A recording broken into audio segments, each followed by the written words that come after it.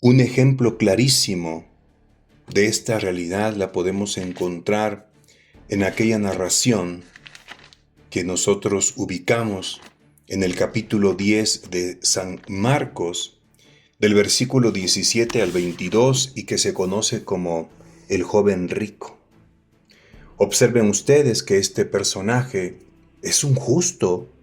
Él es honesto delante de Jesús cuando le preguntó a Jesús con sinceridad qué tendría que hacer para heredar la vida eterna. De entrada es emocionante. Está convencido que existe la otra vida. Ni siquiera los clérigos de aquel tiempo creen en la otra vida que nosotros llamamos, vamos a en un primer momento a decir, la resurrección, ¿no?, de los muertos. Pueden ver, por ejemplo, Lucas capítulo 20, versículo 27, acercándose a algunos de los saduceos, esos que sostienen que no hay resurrección. Y ese es el clero, de ahí salen los sumos sacerdotes, de allá del templo de Jerusalén. Pues bien, este hombre que conocemos, algunos le llaman el joven rico, no nos metamos en detalles, estamos en el capítulo 10, él cree en la otra vida y le pregunta, ¿qué hay que hacer? También te da a entender que se tiene que ganar. No es gratuito, no es todos caben, no. Hay que pagar un precio. Eso es real. En Marcos capítulo 10, versículo, Jesús le responde, ya sabe los mandamientos. Le recuerda la Torá. El corazón de la Torá, como dijimos, los 10 mandamientos, los misbot. Entre ellos, no mates, no cometas adulterio, no robes, no levantes falso testimonio, no seas injusto, honra a tu padre y a tu madre. Y vean que este personaje fue honesto y le dijo, maestro, todo eso lo he guardado desde mi juventud. O sea, era un hombre justo, practicante de la ley. Y Jesús, fijando en él su mirada, vean este detalle maravilloso. Lo miró Jesús, le amó, que realmente descubrió su corazón. Veía que tenía buenas intenciones este personaje, el joven rico. Y Jesús le dijo, una cosa te falta, una cosa te falta. De hecho, seamos sinceros, ya con el hecho de que este joven rico se continúe practicando los mandamientos de la Torá, ya está del otro lado, diríamos. Pero Jesús, una cosa te falta, algo todavía le faltó al Antiguo Testamento. ¿Qué es lo que le faltó al Antiguo Testamento? El propio Jesús. Porque la noticia del Nuevo Testamento no son nuevos preceptos, nuevas leyes, que sí existen. El gran acontecimiento del Nuevo Testamento es que Dios se hizo hombre. Y en Cristo nos encontramos directamente con el Padre. Este es el tesoro, este es el mensaje supremo, el número 1 en la jerarquía de las verdades evangélicas y la doctrina católica. Dios mismo se hizo hombre. Dios se hizo nuestro amigo y salió a nuestro encuentro. Y encontrarnos con Él es lo más grande que toda la Torá que se preparó. Por eso Jesús le dijo, una cosa te falta, anda cuanto tienes, véndelo y dáselo a los pobres y tendrás un tesoro en el cielo. Luego ven y sígueme. Tenía vocación. El ser divino que está frente a él vio su corazón y lo invitó para convertirse en uno de sus discípulos. Tenía vocación divina. Ven y sígueme. Pero había que pagar un precio. No podía seguir a Jesús caminando con él, arrastrando detrás de sus espaldas con un montón de lazos toda la riqueza que él tenía. Necesariamente tenía que ser libre interiormente. Lo que Jesús le estaba proponiendo es que él lograra alcanzar su libertad interior. Porque interiormente, en lo profundo de su ser, él tenía apego y codependencia ante su riqueza, y Jesús ha demostrado que en lo profundo del ser humano no se puede servir a Dios y el dinero, porque necesariamente te inclinarás ante el ídolo, mamona, se dice el término en aquel contexto. Y Jesús le dijo, cuanto tienes, véndelo y dáselo a los pobres. Y ya esa acción hace que su dinero cambie de dimensión. De la dimensión terrenal, ahora abre una cuenta en la dimensión divina. En un primer momento, él parecía que cree en la otra vida, pero no alcanza a visualizar que ahora su riqueza se traspasa en la otra vida Porque dice, tendrás un tesoro en el cielo, un tesoro en el cielo. Jesús ha enseñado que allá el tesoro en el cielo no hay gusano que lo corrompa ni nada que lo eche a perder, ¿no? Así ha enseñado el Señor. Y en ese momento, cuando Él entregue todo, se van a producir dos efectos extraordinarios que Él no alcanzó a mirar. Primero, antropológicamente, existencialmente, Él alcanza su libertad. Sociológicamente se vuelve pobre.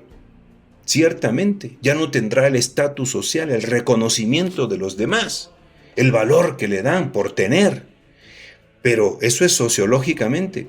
Existencial, espiritualmente, es un pobre sociológico, pero que al mismo tiempo ahora interiormente él se vuelve libre de toda esa carga, libre de todo ese peso. En ese momento tiene dos efectos: el tesoro en el cielo, neumatológicamente hablando, antropológicamente hablando, es un hombre libre, es decir, tiene lo más preciado. ¿Qué es lo más preciado? Se tiene a sí mismo. Se encontró consigo mismo porque él estaba enajenado en lo profundo de su ser con toda su riqueza. Qué precio tan grande le pidió Jesús. Pero dos efectos muy grandes aquí en la tierra. Y el tercer efecto más grande en la tierra es cuando el Señor le dice, ven y sígueme. Me tienes a mí. Te encuentras conmigo. El más grande de los tesoros, la riqueza más sublime. Cuando un corazón humano entra en comunión y se religar religión con aquel que es Dios mismo, esa es su más grande riqueza, porque lo tiene todo indiscutiblemente. Tres momentos: inciso A, libre interiormente; inciso B, tesoro en el cielo; inciso C, discípulo dentro del reino de Dios, en un contacto íntimo y cercano con Jesús. ¿Cómo termina el texto en Marcos 10:22? Pero él, abatido por estas palabras, se marchó entristecido porque tenía muchos bienes. No tuvo la capacidad para pagar el precio de su libertad y lograr tantas bendiciones para su vida. Y el detalle con el que termina la narración es, pues, lo contrario de la alegría, la felicidad y la bienaventuranza. Su corazón estuvo triste.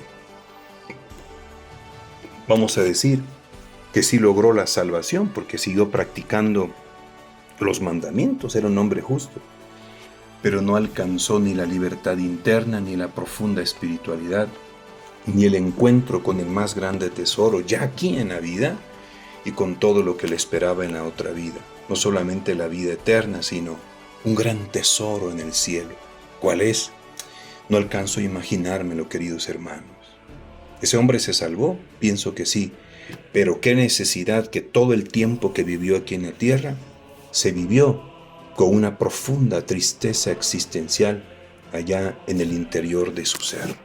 Y Jesús quería verlo libre. Por eso, felices los pobres de espíritu, porque de ellos es el reino de los cielos. Entre menos cargas materiales, entre menos cargas emocionales, entre menos cargas psicológicas, entre menos cargas de cualquier índole de la existencia humana tengamos, y dejemos soltar e ir, y más livianitos seamos, más libres somos. Por eso el hombre verdadero, el Hijo del Hombre verdadero, solo lo puede lograr en el misterio de la cruz. Ahí Jesús perdió todo lo de fuera, capacidad de hacer cosas con sus manos, con sus pies, porque estaba fijado en el madero, su pudor, su nombre, todo lo de fuera, incluso su propia vida humana, pero nunca perdió su yo interno. Entre más era despojado de fuera, más se autoafirmaba en su ser, más era libre, más era rey. Y esto es lo que le llamó la atención a aquel hombre colgado en la cruz, porque se dio cuenta, con un poquito de gracia, que entre más despojaban el tener e incluso se metieron con algunos aspectos del ser de Jesús, más se autoafirmaba su libertad. Al resentimiento lo sofocó con el perdón. Entre más querían destrozarle, curiosamente más se autoafirmaba su libertad interna. Ese es el camino de la felicidad. Ojalá lo hayan comprendido. Gloria al Padre, y al Hijo, y al Espíritu Santo, como era en el principio, ahora y siempre, por los siglos de los siglos. Amén. Faltaron todos los demás, yo lo sé, pero este es el primer paso que tendríamos que dar. Renunciar a nuestro ego, a nuestros apegos, a nuestras codependencias, a buscar nuestra libertad interna porque es la autoafirmación nuestra. Pero este tipo de felicidad implica el camino de la cruz.